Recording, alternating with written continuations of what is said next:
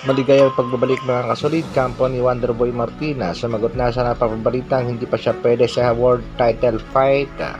Casimero kontra Akhmadaliev, ito ang magandang bakbakan dahil nga iniiwasan silang parehas nitong Japanese master na sina Oya Inoue. At angas ng Pinas, may matinding revelasyon na iyan ang ating mga pag-uusapan na pero bago yan, isang like naman dyan at pa-share ng ating video.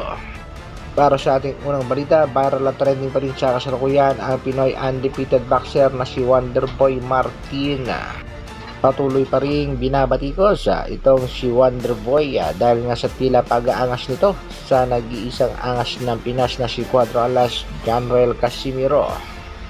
Sa kasalukuyan nga ay marami ng mga boxing fans ang bumabatikos kay Wonderboy at meron na rin mga Pinoy boxers tulad nga nitong si Kevin the Great at maging ang ating former world champion na si Milan Melindo. Ayon nga dito kay Melindo mga kasolid ay tila hindi pa pwedeng isabak itong si Wonderboy sa isang world title fight at hindi raw nakikita ang galing sa pagiging undefeated at sa dami ng laban. Ibig sabihin mga kasolid, malabo pang maging world champion itong si Carl James Wonderboy Martina. At sa obserbasyon nga nitong si Milan Melindo bilang isang former world champion, mas malakas pa ang tsansa nitong si Bold John Mindoro na maging kampiyon kaysa kay Wonderboy.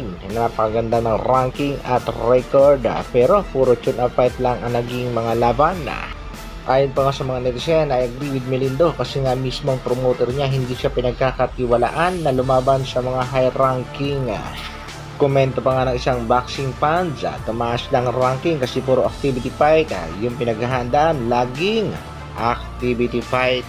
Kagad namang sumagot ang kanyang assistant coach na si Japet Martin at sinabing inirerespeto ang opinyon nitong si Milan Melindo.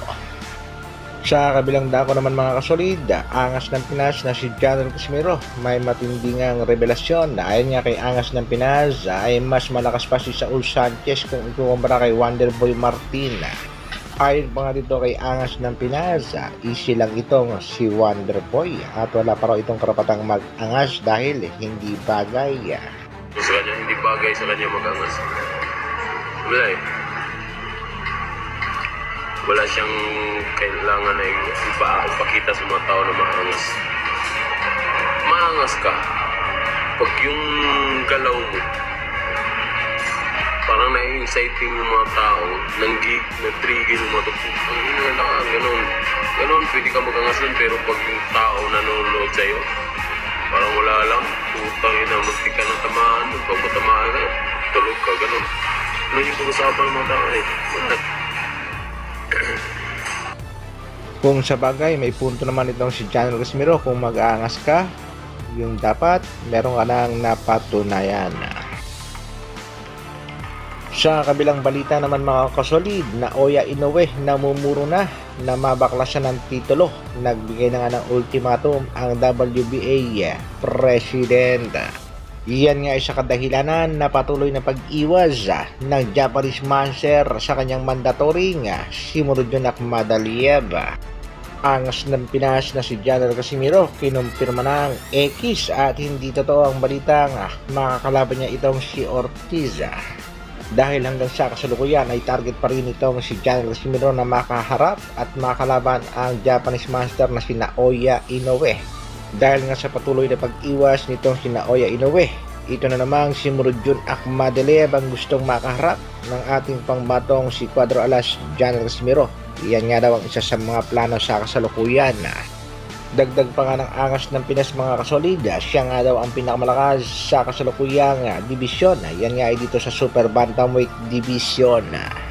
Heto nga mga kasolid, ang dalawang boksingeron talagang tinatarget ng angas ng Pinas na Oya Inoue at Murodjon Akhmadaliev. Pakinggan natin mga kasolid ang naging pahayag ng nag-iisang angas ng Pinas, Cuadro Alas.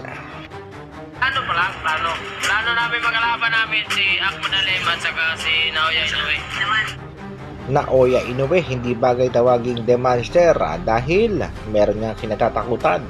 Ito ang dalawang malalakas na boksingero sa kanyang dibisyon, Akhmadaliev at Casimero. Kaya abangan natin mga kasolid ang mga progress at latest updates sa plano ng kampo nitong si Cuadro Alas, Januel Casimiro at sa mga susunod pa niyang laban.